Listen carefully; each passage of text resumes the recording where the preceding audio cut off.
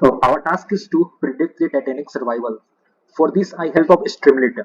So these are the input variable. P class means the class of a person.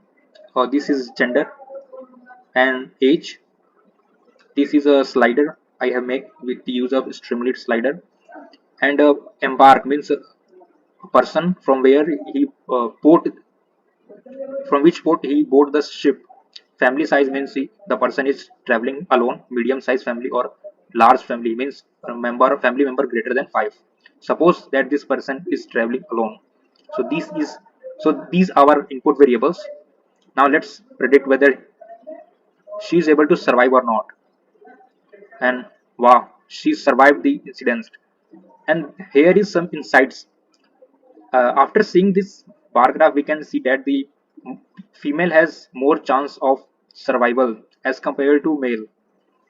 And by seeing this, we can say that the uh, approx 6 approx 550 people were not able to survive, and approx 350 people survived the incident. Now let's see the survival rate according to the class of a person. And we can clearly see that the person who belong to higher class means class 1 has high chance of survival as compared to the other lower class people, and class 3 has very less chance of survival. It's approx 25%. So this was our app. Now let's move toward the Jupyter notebook of our implementation.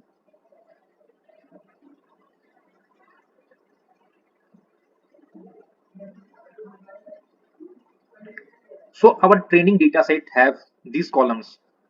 Now let's understand what these columns for. So survive column means whether a person is survive or not. Basically, this task is a binary classification task. So we have to use the machine classification algorithms such as random forest decision tree, support vector machine, and logistic regression. Now let's explore the dataset. P class, as I already discussed, it defines the class of a person. Means 3 means a higher, lower class, 1 means higher, and 2 means uh, medium class. Name is a name of a person. Sex, as you already know, male or female. Now we have two columns, which is SIP sibling and parch. SIP sibling means whether a person is traveling with their sibling or spouse, and parch means they are traveling with their parents or not. This is price of a fare ticket and cabin and embark. Embark means a person who board the ship from S means Seattle, C for Sherbrooke, and Queenstown. Now let's see which column is important to our analysis. Let's check the information of the train dataset. As we can see that the age has some missing values, but cabin has large amount of missing values. So it's better to drop the cabin column from our dataset because no it will it doesn't help our analysis. So we drop the cabin from both the train and test dataset. And furthermore, we test other variables. Now let's see if null values are available in our train and test set. And after, we can see that there are some null values in age and embark column. So since age is a numerical column, we fill the variables with the mean, and embark is a categorical variable. So we have to fill with the mode or most frequent value. And here S is the most frequent value of embark. Similarly, we fill the null values of test dataset, and here fare is one missing values and age is 86 missing values in age. And after that, we perform the EDA and check which column provide importance to our analysis. I plot the box plot to check the fare, and we can see that the 500 is the maximum fare approx. When I plot the fare and this plot of fare, we can see that the a person who pays more money has the more chance of survival as compared to the person who pays less fare. And similarly, we can see that the children are children has more rate of survival as compared to middle aged person. So both these column are highly important for the analysis.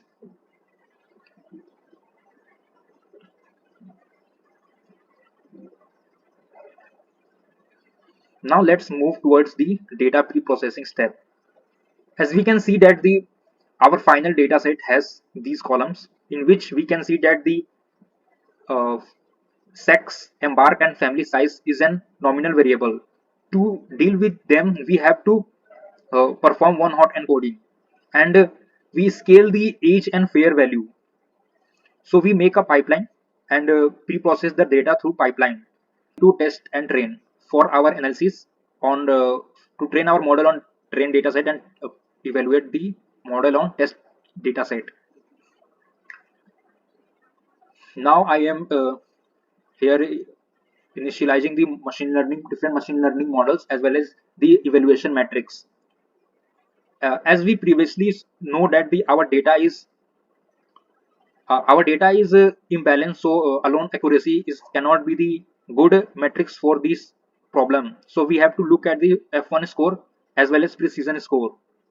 So let's check which model should be we use to make our prediction better. First I use with the Gaussian Bayes, and we can see that it has an accuracy of 77 and f1 of 72. And then I have checked the logistic regression. First I tried the simple machine learning model, means without parameter tuning. And as you can see that uh, here these are the models with their respective metrics. I made this in a data frame and further visualized to show show the metrics score of each model using this line plot. As we can see that the perform support vector machine perform really well, but decision tree is not performing as expected. Now let's train the model with using hyperparameter tuning. I am using here a grid search CV. Here I am initializing the hyperparameter for each model. Let's train the model and check the evaluation metric for each model. As we can see that the accuracy of logistic regression is improving, which is 80% compared to 79 earlier, and random forest is also 80. But here is a catch. You can see that the accuracy as well as precision and f1 score of decision tree extremely outsource the other machine learning model. Let's test the our model on the test data set, and these are the output we got on our test. And when I submit this file on the Kaggle, I got accuracy of 78%, which is among the top 15% of the people who submitted the file on the Kaggle. So that's all.